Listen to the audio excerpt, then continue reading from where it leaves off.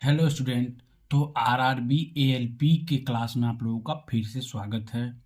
तो आज हम बताने वाले हैं, जैसा कि मैंने पिछली क्लास में बताया हुआ था, यूनिट एंड मेजरमेंट के बारे में। जो टॉपिक था वो आपका ख़त्म हो चुका है। उनमें मैंने सारे इंपॉर्टेंट जितने भी थे सारे कुछ बता चुका हूँ। उसी से रिलेटेड पूछे जाएंगे रेलवे एएलपी लोको पायलट में। सीबीटी 1 में जो है इसी प्रकार से प्रश्न आते हैं, और मैं आपको पीवाईक्यू यानी प्रीवियस ईयर क्वेश्चन कभी करवाएंगे। उससे पहले मैं बता दूं, आज जो यूनिट एंड मेजरमेंट है उसमें मैंने सारे के सारे क्लियर कर दिए हैं। यदि आप लोगों को कोई डाउट रह गया हो या कोई टॉपिक छूट गया हो तो आप कमेंट कीजिएगा। तो अगला टॉपिक आपका स्टार्ट होता है मोशन। मोशन यानी गति। कोई भी विराम अवस्था से एक जगह से दूसरा जगह परिवर्तित होता है तो उसे गति कहा जाता है, कि किस स्पीड से या किस गति से वो आगे बढ़ा है। तो मोशन को हम किस प्रकार से डिनोट करेंगे या उसको किस प्रकार से परिभाषित करेंगे? तो मोशन का परिभाषा होता है the change in position of an object with respect to its surrounding in a given interval to time is called motion. मतलब इसके हिंदी में बोलने तो होता है किसी निश्चित समय अंतराल में किसी वस्तु की उनके परिवेश के सापेक्ष स्थिति में परिवर्तन को ही गति कहते हैं। तो आइए हम अपने कॉपी पर लिखते हैं और इसको उदाहरण के रूप में देख पा रहे हैं। मोशन जो आपका नया चैप्टर है, लेसन चैप्टर 2, जिसमें क्या है the change of position of object. मतलब किसी भी पोजीशन, मतलब ऑब्जेक्ट का पोजीशन चेंज होता है, यानी जगह परिवर्तित होता है उसके रिस्पेक्ट में जो सराउंडिंग गिविंग इंटरवल होता है, जिसके दौरान एक जगह से दूसरे जगह जो जाता है कोई भी वस्तु, तो जगह परिवर्तित होता है। तो वो जो पहली वस्तु लास्ट वस्तु के बीच में जो परिवर्तित हुआ है उसको क्या कहते हैं? गति। जैसा कि मैं समझ पा रहा हूँ। उसके बाद आता है आपका मोशन, यानी गति के कितने प्रकार होते हैं। तो इसे तो मोशन को 3 प्रकार में बांटा गया है, यानी गति को 3 प्रकार में बांटा गया है। तो पहला है आपका ओसिलेटरी मोशन, दूसरा है रोटेशनल मोशन और तीसरा है ट्रांजिशनल मोशन। जैसा कि आप देख पा रहे हैं ओसिलेटरी मोशन, जैसे a type of motion which repeat a position. Repeat मतलब बार बार दोहराना। मान के चलिए कोई भी वस्तु है, जैसे यहाँ पर उसको रस्सी में बांध के एक गोले को लटका दिया जाता है, ठीक है, और उसको क्या करता है इधर से या इधर से एक तरफ से खींच ली, एक बार खींचा जाता है तो क्या होता है इधर यदि खींचते हैं तो फिर वापस यहाँ आता है, फिर यहाँ जाने के बाद फिर ऊपर जाता है, फिर वापस रिटर्न वापस आता है, फिर ऊपर की ओर जाता है। मतलब कि ये बार बार ये रिपीट करते जाता है। इसको ओसिलेटरी मोशन कहा जाता है। इसको दोलन गति या पेंडुलम, जिसको अपने भाषा में समझते हैं या पढ़े हुए हैं, वो पेंडुलम हो जाता है। उसके बाद आता है रोटेशनल मोशन। रोटेशनल मतलब अपने ही अक्ष पर, फॉर एग्जाम्पल ले लेते हैं कोई एक एक्सिस है, उस पर मैं एक किसी भी चक्की को या साइकिल का पैडल को या साइकिल का चक्का जो होता है ना, उसको मैं यहाँ पर लटका देते हैं, अक्ष पर फिक्स कर देते हैं, और उसको क्या करते हैं इधर से इधर मूव करा देते हैं स्पीड में, राउंड करवाते हैं। तो क्या होता है ये अपने ही अक्ष पर मूव कर रहा है, यानी घूम रहा है या घूर्णन कर रहा है, जिस वजह से इसे रोटेशनल मोशन, ये type of motion in which object rotate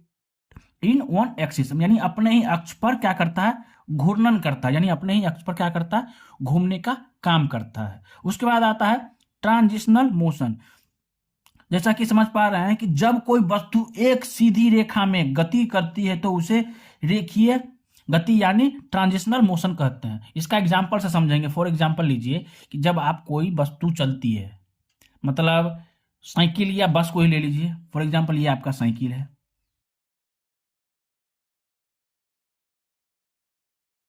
ये आपका साइकिल है, ये क्या करता है आगे की ओर गति करता है। लेकिन ये चक्का जो है, इसमें चक्का जो लगा है वृत्ताकार का, वो क्या करता है अपने अक्ष पर रोटेट होता है।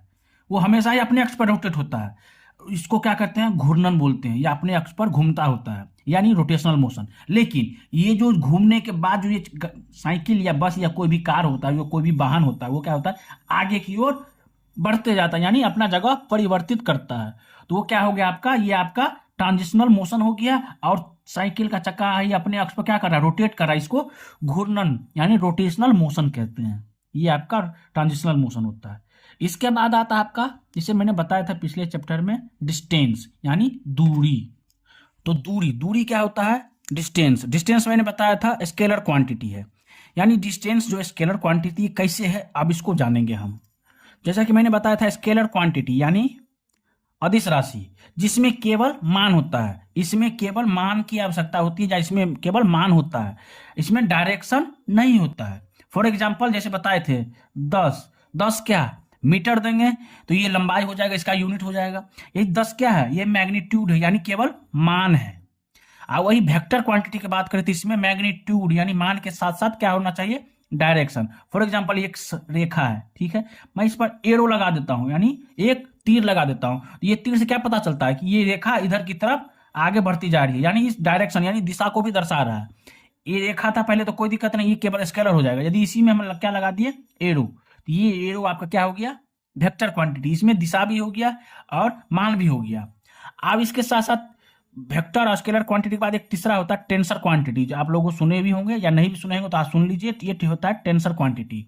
टेंसर क्वांटिटी होता क्या है कि जिन इकाई का मान अलग अलग दिशाओं में अलग अलग हो उसे प्रदर्शित इकाई या टेंसर क्वांटिटी कहा जाता है। जैसे स्ट्रेस, यदि आप नहीं समझ पा रहे तो इसको उदाहरण से समझाने की कोशिश करते हैं। जैसा कि देखिए कोई एक वस्तु यहाँ है, यहाँ से यदि 3 मीटर यहाँ चला गया, फिर यहाँ से क्या करता है दूसरे दिशा में मुड़ जाता है, ये आपका 4 मीटर ले लेते हैं, ये आपका 3 मीटर है।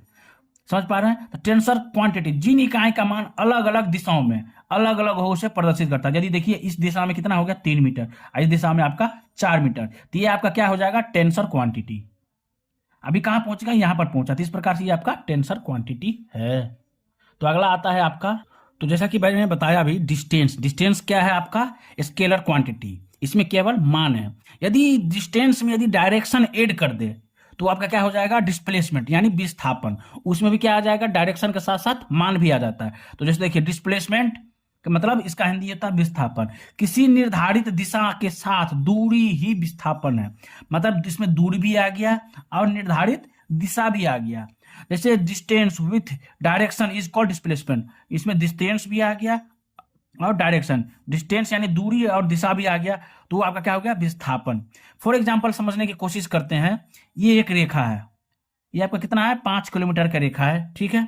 यदि इसमें क्या करते हैं एक एरो लगा देते हैं, यदि फॉर एग्जांपल इधर दे रहे हैं और ये 5 किलोमीटर ये है, डिस्टेंस कितना हो गया 10 किलोमीटर।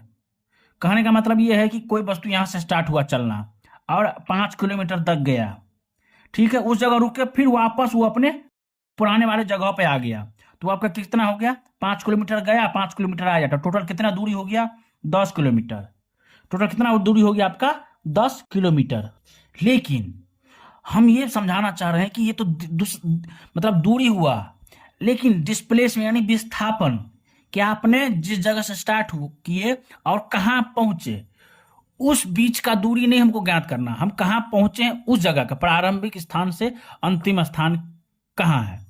तो जैसे देखिए मैंने स्टार्ट किया था यहाँ पे 5 किलोमीटर गया, फिर वापस उसी स्थान पर आ गया, यानी आपका डिस्प्लेसमेंट यानी विस्थापन कितना हो गया आपका 0 किलोमीटर। क्यों कि मैं जहां था फिर वहीं से वहीं आ गया।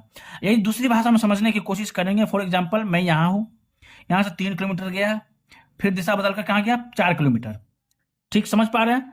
आप बोलेगा कि दूरी कितना हुआ टोटल दूरी, तो डिस्टेंस कितना हो गया 3 मीटर और 4 मीटर कितना हो गया टोटल 7 मीटर हो गया। यदि इसी चीज को पूछे डिस्प्लेसमेंट कितना हुआ, तो यहां से लेकर यहां तक मतलब प्रारंभिक और अंतिम बीच की दूरी कितनी होती है उसको बताना डिस्प्लेसमेंट, तो कितना हो जाएगा। इसका फॉर्मूला होता है कि डिस्प्लेसमेंट बराबर ये इसका स्क्वायर प्लस इसका स्क्वायर का रूट होता है, जैसा कि आप लोगों ने पढ़ा होगा अभी। तो कितना हो जाएगा इसका 5 मीटर निकल जाएगा। पाइथागोरस प्रमेय से आप जैसा कि पढ़े हो चुके हैं उसी अनुसार। उसके बाद आता है आपका वेक्टर यानी सदिश राशि, इसके बारे में समझने की कोशिश करते हैं कि होता क्या है। जैसा कि मैंने परिभाषा में बताया था उसके आगे के बारे में बताऊंगा मैं। तो वेक्टर, वेक्टर को हिंदी में क्या बोलते हैं सदिश राशि। उसको हम जैसे कि देखिए वेक्टर ए है, यानी कोई भी ए संख्या उस पर यदि ऐसा तीर लगा देते हैं, तीर यानी एरो, एरो लगाते हैं तो ये क्या हो जाएगा वेक्टर ए हो जाएगा। इसको क्या पढ़ा जाएगा वेक्टर ए। फॉर एग्जाम्पल समझते हैं, जैसे मैंने बताया था थोड़ी देर पहले, कोई एक सरल रेखा है, ठीक है, सरल रेखा क्या हुआ एक मैग्नीट्यूड यानी कोई रेखा हो गया, लेकिन रेखा किसकी तरफ है पता नहीं। फॉर एग्जांपल देखिए कि ये रेखा है, ये किसके तरफ है किसी की तरफ है नहीं, बस ऐसा ही है कि रेखा है, इसका बस मान दिया हुआ कि रेखा है। यदि इसी में हम क्या कर देते हैं एरो लगा देते हैं, चाहे इधर लगाएं या इधर लगाएं या दोनों तरफ लगाएं, तो इससे पता तो चलता है कि इधर भी जा रहा है और या इधर भी जा रहा है। यानी इसमें एरो क्या दर्शाता है डायरेक्शन को और ये जो रेखा है ये क्या दर्शा रहा है, मान यानी मैग्नीट्यूड को। तो फॉर एग्जाम्पल समझिए कि एक रेखा इधर है और दूसरा रेखा भी उसी दिशा में है। पहला रेखा एक दिशा में है और दूसरा रेखा भी दूसरी दिशा में। तो पहला रेखा को हम नाम कर दिए P, दूसरा रेखा का Q। तो इसका क्या हो जाएगा, बोथ सेम डायरेक्शन, यानी थीटा क्या हो जाएगा आपका 0 डिग्री। थीटा क्या होता है आपका, एंगल होता है यानी कोण।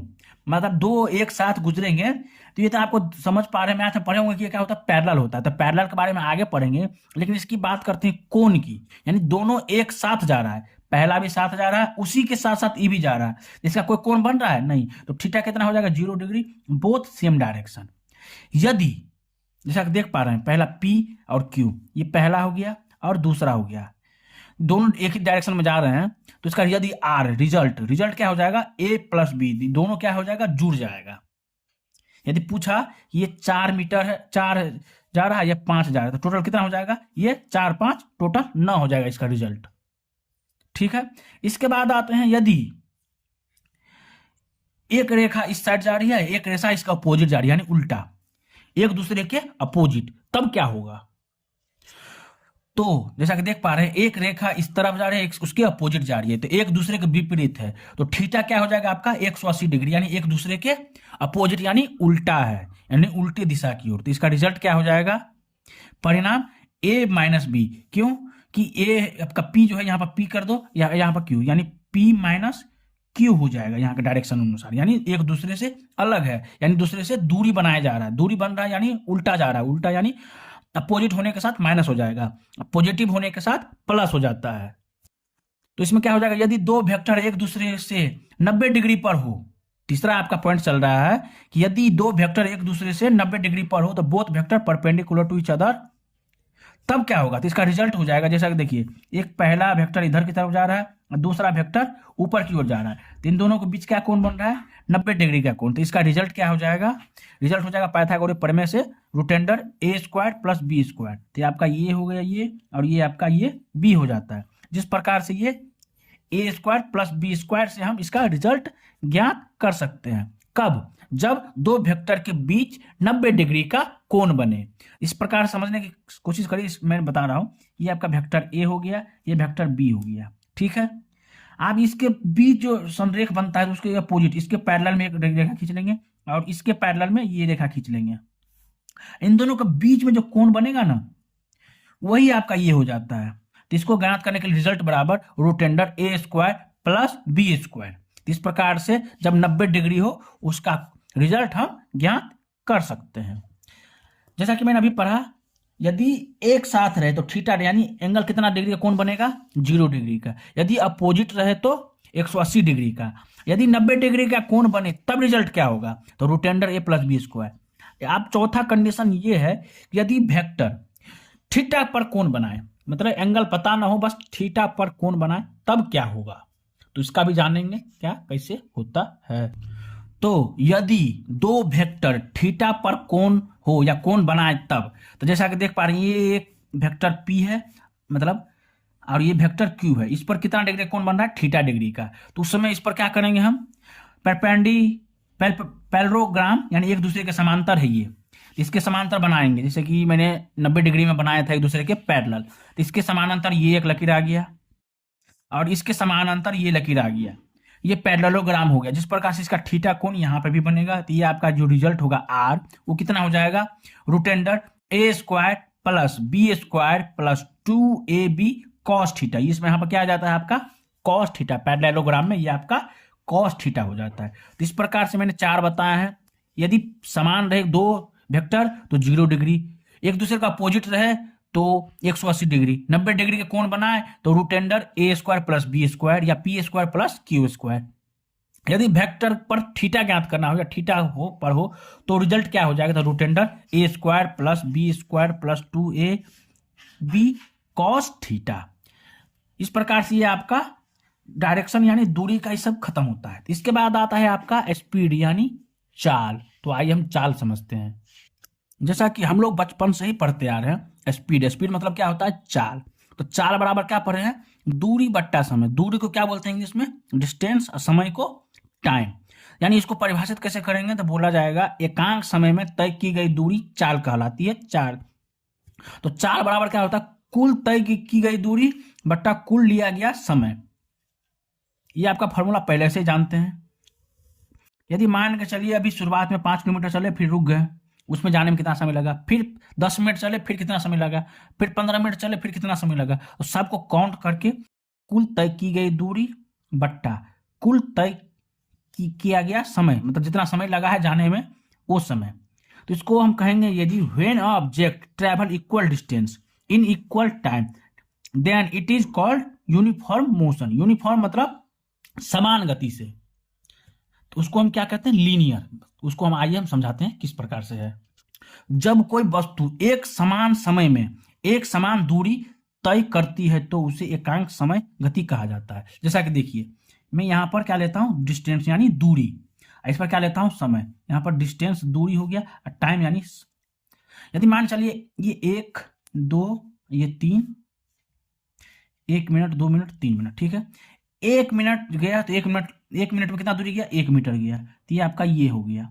2 मीटर गया तो 2 मिनट लगा, 3 मीटर गया तो 3 मिनट लगा। यदि इसी को यूनिफॉर्म यानी एक क्रमबद्ध लकीर से जोड़ा जाए तो क्या होगा, ये आपका यूनिफॉर्म होता है। इसको क्या बोलते हैं, यूनिफॉर्म। या ये जो आपका हो क्या होता है, स्लोप होता है, SLOPE स्लोप। ये स्लोप यानी प्रवणता, ये आपका प्रवणता जो होता है स्लोप होता है जो झुका हुआ अक्ष पे होता है, तो इसको क्या बोलते हैं, लीनियर। लीनियर मतलब जितना यदि दूरी जाएगा उसी हिसाब से समय भी लगेगा, तो जो समान दूरी पे समान समय लगे वो आपका इक्वल हो जाता है, तो आपका क्या होता है, यूनिफॉर्म यानी लीनियर। तो जैसा कि देख पा रही है, जो स्लोप है आपका ये आपका कांस्टेंट हो जा रहा है। क्यों, क्योंकि ये आपका दूरी जो है, जिस प्रकार दूरी बढ़ा है उसी प्रकार से आपका समय भी बढ़ रहा है। यदि ऐसा ही बढ़ता रहा तो ये आपका स्लोप कांस्टेंट होगा, ऐसे ही आपका बढ़ते हुए ऊपर तक चला जाएगा और ये आपका समान दूरी से बढ़ता रहेगा आपका। तो इसको हम आइए अपने तरीका से ग्राफ बना के बताते हैं। जैसा कि आप देख पा रहे हैं, ये मैंने एक ग्राफ बनाया हुआ है। ये ग्राफ में क्या है, इस अक्ष पर आपका डिस्टेंस दिया हुआ है और इस अक्ष पर आपका समय दिया हुआ है। फॉर एग्जाम्पल लीजिए, यदि 10 मीटर चले तो कितना सेकंड लगा, 5 सेकंड लगा। फिर यहाँ से 10 मीटर चले तो 5 सेकंड लगा, यहाँ से यहाँ। फिर 10 मीटर चले फिर कितना सेकंड लगा, 5 सेकंड। फिर 10 मीटर चले कितना सेकंड लगा, 5 सेकंड। मतलब हर 10 मीटर पर आपको 5 सेकंड लग रहा है जाने में। तो आपका समान अंतराल पर जा रहा है, तो समान अंतराल से समय भी बढ़ रहा है, समान अंतराल से दूरी भी बढ़ रहा है। तो ये आपका जो स्लोप हो जाता है, ये स्लोप कांस्टेंट हो जाएगा। और ये जो स्लोप होता है आपका, ये इसको क्या बोलते हैं, ऐसा स्लोप को जब डिस्टेंस और टाइम के साथ बढ़े एक साथ तो वो आपका लीनियर होता है। तो इसको स्लोप को क्या बोलते हैं, प्रवणता। यानी m बराबर क्या हो जाता है, टेन थीटा। टेन थीटा, जैसा कि मैंने टेन थीटा बराबर क्या होता है अपन लोग पढ़े हुए हैं, लंब बट्टा आधार। लंब क्या होता है, परपेंडिकुलर, ये आपका लंब हो गया P, आधार क्या होता है B, नीचे वाला। तो ये आपका टेन हो जाएगा P बट्टा B। तो डिस्टेंस बट्टा टाइम, तो ये आपका क्या निकल गया, स्पीड। P क्या हो गया, डिस्टेंस है, और टाइम क्या हो गया B, ये आपका B है, तो ये क्या निकल गया, डिस्टेंस बट्टा टाइम। ये फॉर्मूला क्या होता है, स्पीड का फॉर्मूला होता है। वही देखिए एक ही प्रकार से दूसरे तरीका यहाँ पर, ये तो आपका लीनियर का हो गया। यहाँ पर देखिए यही आपका डायरेक्शन ये भी है इसकी तरह, और ये आपका क्या हो गया, टाइम हो गया। लेकिन इसमें क्या था, दूरी बढ़ा समय भी बढ़ा, लेकिन यहाँ पर क्या है, दूरी बढ़ा समय थोड़ा ही बढ़ा। फिर यहाँ पर दूरी ज्यादा बढ़ा, फिर समय कम बढ़ा। फिर यहाँ पर दूरी और ज्यादा बढ़ गया, समय कम बढ़ा। कभी समय बढ़ता है दूरी ज्यादा बढ़ जाता है, कभी दूरी बढ़ता है तो समय बढ़ता है। तो इस प्रकार से ये आपका ग्राफ बन गया। ये आपका लीनियर टाइप का दिख रहा है, स्लोप कभी कांस्टेंट दिख रहा है नहीं। क्यों, तो इसको हम क्या कहेंगे, नॉन यूनिफॉर्म स्पीड कहेंगे, यानी ये नॉन लीनियर, इसको नॉन लीनियर भी कह सकते हैं, नॉन लीनियर, जो स्लोप कांस्टेंट नहीं है। इसका स्लोप क्या है, वेरिएबल, हमेशा ये बदल रहा है, कभी ऊपर जा रहा है नीचे जा रहा है, कभी ऊपर जा रहा है फिर नीचे जा रहा है। तो यह इस प्रकार से ये आपका ये नॉन लीनियर हो गया। तो स्टूडेंट, क्लास आप लोगों को आज का कैसा लगा? यदि क्लास अच्छा लगा हो तो लाइक कीजिएगा, कमेंट कीजिएगा, चैनल को सब्सक्राइब करके दोस्तों को भी बताइएगा, जिससे उसको ALP लोको पायलट में इस बार बहाली हो जाए या उसको तैयारी करने में मदद हो। ये हर क्लास कंपटीशन के लिए, जनरल कंपटीशन के लिए भी है और टेक्निकल कंपटीशन के लिए भी है। तो आज के लिए ही इतना ही, बहुत बहुत धन्यवाद।